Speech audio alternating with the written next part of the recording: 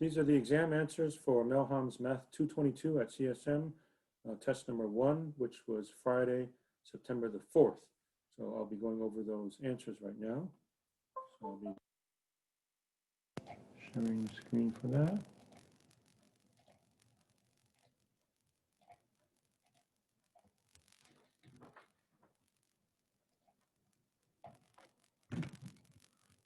All right, so number 1, write an interval notation. So my boundary numbers are whatever makes this 0, whatever makes this 0. That'll be -4 and a +2. I lay down -4 and +2. They're both closed circles because I have the line underneath it. Essentially, if you plug in -4 here and here, you get 0 times whatever is 0. 0 is greater than or equal to 0. That's true. Closed circle. Likewise, if I plug in a 2 here and a 2 here, this becomes 0. 0 times that is 0. 0 is greater than or equal to 0. So I'll pick a number in region 1, 2, and 3. So I plug in -5, 0, and 3. -5 plus 4 is a negative. -5 minus 2 is a negative. A negative times a negative is positive. Is a positive number greater than or equal to 0? Yes, that's true. Shade region 1. Region 2, 0. 0 plus 4, positive. 0 minus 2, negative. Positive times a negative is negative. Is a negative number greater than or equal to 0? No, that's false. Do not shade in region 2. Region 3, I plugged in 3. 3 plus 4, positive. 3 minus 2, positive. Positive times a positive is positive. Is a positive greater than or equal to 0? Yes, that's true. Shade region 3. So that gives me parenthesis, -infinity, comma, -4, bracket, union, bracket, 2, comma, infinity, parentheses. Number 2, absolute value of x plus 3 is less than 1. That means x plus 3 is between -1 and 1. And just subtract 3 everywhere. -4 less than x, less than -2. So that gives me the open interval from -4 to 2. Open circle at -4, open circle at 2, shade everything in between. Number 3, complete the square. So it starts off with x squared minus 4x plus y squared plus 2y equals 4. Complete the square. Half of -4 is -2. Square it. -2 squared is 4. Add 4 to both sides. Half and square here. Half of 2 is 1. 1 squared is 1. Add 1 to both sides. Okay. So the right-hand side is now 4 plus 4 plus 1, which is 9. This factors into x minus 2 squared. This factors into y plus 1 squared. So now you can read off the center and the radius. Center is 2, -1. Remember, you change the sign of each of these. Center is 2, -1. The radius is the square root of 9, which is 3. Number 4, use the distance formula.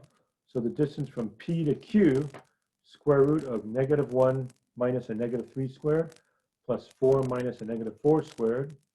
That's 2 squared plus 8 squared, which is the square root of 4 plus 64, or radical 68. 68 happens to be 4 times 17. Take out the 4, so 2 radical 17. That's the distance from P to Q. And this is an acceptable way to write the distance from P to Q. You can just write PQ. Do the same thing for the distance from P to R. Radical -1 minus 2 squared plus 4 minus a -1 squared. You can subtract either direction, actually. This comes out to be -3 squared plus 5 squared. That's a 5 squared. 9 plus 25, radical 34. And then the distance from Q to R, square root of -3 minus 2 squared plus -4 minus a -1 squared, using the distance formula. So square root of -5 squared plus -3 squared. Obviously, I subtracted the wrong way, quote unquote.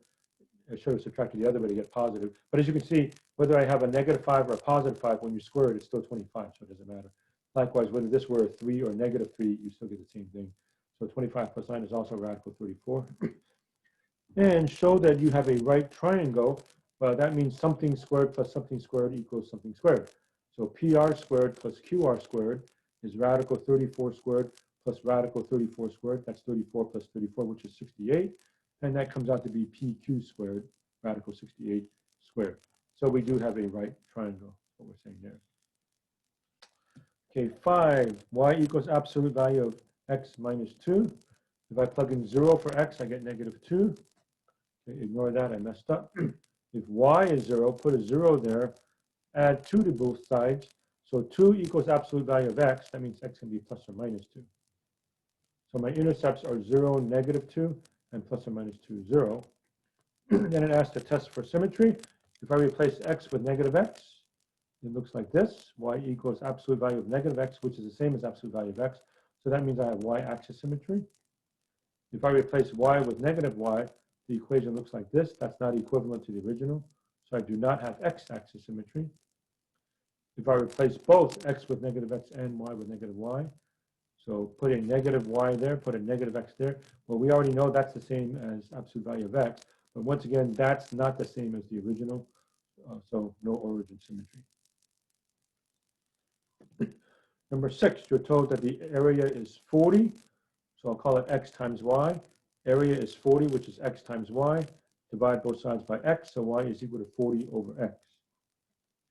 So perimeter formula is 2x plus 2y. So 2x plus 2y, which is 40 over x. Multiply that out. So final answer is 2x plus 80 over x.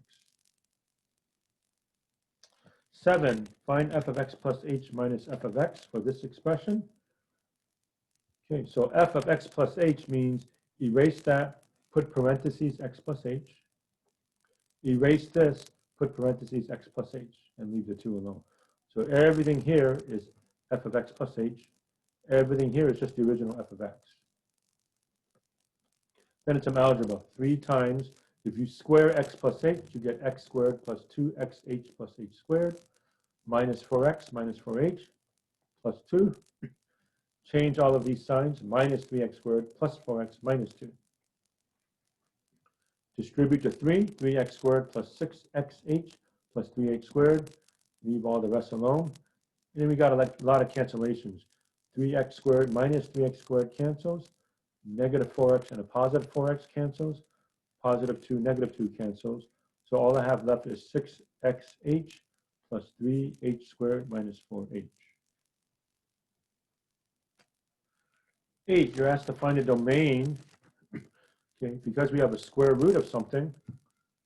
So whatever's behind my pen has to be greater than or equal to 0. So x squared over x squared minus 4 greater than or equal to 0. So my boundary numbers are whatever makes the top or the bottom 0. I got 0, negative 2, and positive 2. So I put a circle on 0, negative 2, and positive 2. Okay, negative 2 and positive 2 stay open. If I plug in negative 2 here, here, and here, well, negative 2 here makes this expression 0. 0 times that is 0. So I'm dividing by 0. That's a mathematical no-no. Can't do it. So it stays open. And for the same reasoning, you cannot have 2 in the domain, because if I plug in 2 here, here, and here, well, 2 right here makes this 0. 0 times that's going to be 0. Again, you're dividing by 0. That's no good. However, 0 is in my domain. To put a 0 here, and here, and here, that gives me 0 on top. 0 divided by anything besides 0 is 0. And it'll say 0 is greater than or equal to 0. That is true. So I put a dot, a closed circle on 0. Then I test the 4 regions. Regions 1 through 4, 1, 2, 3, 4. I pick negative 3, negative 1, positive 1, and 3. And I notice ahead of time, the top is x squared. So it's automatically going to be positive, positive, positive, positive, positive. I only have to look at the bottom. So negative 3 plus 2, negative. Negative 3 minus 2, negative. So I have a positive divided by a negative times a negative. The whole thing is positive. Is a positive greater than or equal to 0? Yes, that's true. Plug in negative 1. Negative 1 plus 2 is positive. Negative 1 minus 2 is negative. So positive divided by positive times a negative is a negative. Is a negative greater than or equal to 0? No, that's false. So don't shade in region 2. Region 3, I plug in 1. 1 plus 2, positive. 1 minus 2 is a negative. So I have a positive divided by positive times a negative. That makes the whole thing negative. Is a negative greater than or equal to 0? No, that's false. So do not shade in region 3. Finally, region 4, plug in 3. Whoops. We already know the top is positive. 3 plus 2 is positive. 3 minus 2 is positive. Everything's positive, so the quotient is positive. Is a positive greater than or equal to 0? Yes, that's true. Shade in region 4. So I have region 1, region 4, and this single dot here. The way you write that is for the domain. D is for domain. Parenthesis, negative infinity, negative 2, paren, union the set consisting of 0. So this has to be in braces, not a bracket, not parentheses. The single number 0, union paren 2 comma infinity paren. Okay, number 9. This is the given line. You want a line perpendicular to it. So perpendicular means you want the negative reciprocal. This slope is negative 2. The negative reciprocal of negative 2 is positive 1/2. So you want a slope of 1/2, and going through the given point was 1, 2. So that's my x1, y1. So y minus y1, y minus 2 equals m 1/2 parentheses x minus 1. Okay, distribute. Y minus 2 equals 1/2 x minus 1/2. Add 2 to both sides, so plus 2, plus 2. I have 2 minus 1/2. 2 minus 1/2 is 1.5 or 3/2. Final answer, y equals 1/2 x plus 3 over 2. Okay, finally number 10. Here's the formula for the velocity. They ask you about the car coming to rest. So if the car comes to rest, that means velocity is 0. So I set this expression equal to 0. I notice I can factor out a negative 5. Negative 5 parentheses t squared plus t minus 20 equals 0. This factors into t minus 4, t plus 5. Okay, so by the 0 factor property, either negative 5 is 0, impossible, or t minus 4 equals 0, t equals 4, or t plus 5 equals 0, t equals negative 5. For these kind of experiments, we normally don't allow for negative answers, so t is equal to 4 seconds. And you do have to say the seconds because seconds was given in the problem. All right, so that is Melham's pre-calculus math 222 exam 1 for fall 2020. Math 222 first exam on Friday, September the 4th.